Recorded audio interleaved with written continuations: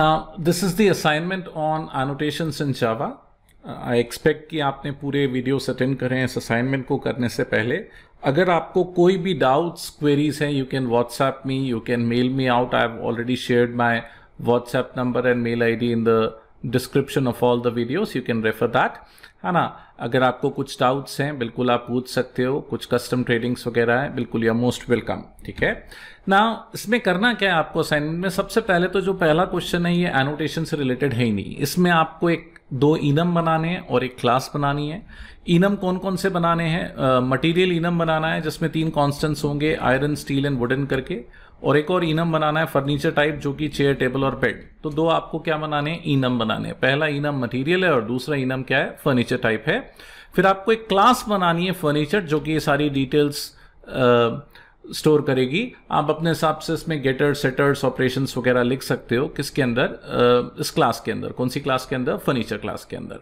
तो भाई ये मैं एक बेस क्लास बना रहा हूं जिसके ऊपर हम एनोटेशंस को अप्लाई करेंगे. तो the first question has got nothing to do with annotation. It's purely an OOPs implementation. अगर आपको ऊप्स के वीडियोस चाहिए, इनम समझना चाहते हैं, वीडियो चाहिए, प्लीज लाइक और कमेंट करो, पूछो. मैं डेफिनेटली इसके ऊपर वीडियोस वर्कआउट करूंगा. ना आपको करना क्या है? एनोटेशन का असाइनमेंट चालू होता है यहां से. आपको एक एनोटेशन बनाना है व्हाट करके, जिसके अंदर एक डेटा होगा, एक मेथड होगा डिस्क्रिप्शन. तो एनोटेशन का नाम है व्हाट के अंदर है डिस्क्रिप्शन. इसकी आपको एक डिफॉल्ट वैल्यू रखनी है. अब apply this annotation to all enum classes and methods created in question 1.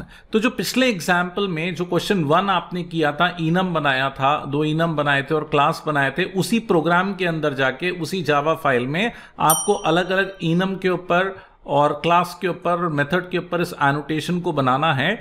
और एक मेन फंक्शन लिखना है, एक अलग से क्लास बना के मेन फंक्शन लिखना है, जिसके अंदर आप इन सारे एनोटेशंस को फेच करके डिस्प्ले करोगे यूजिंग रिफ्लेक्शन एपीआई. ये बिल्कुल हमने किया है. एग्जाम्पल 1 में एनोटेशन बनाना देखा था एंड एग्जाम्पल 4 में हमने डिफॉल्ट वैल्यू देखी थी. फेच करना भी देखा था हमने रिफ्लेक्शन एपीआई यूज करके.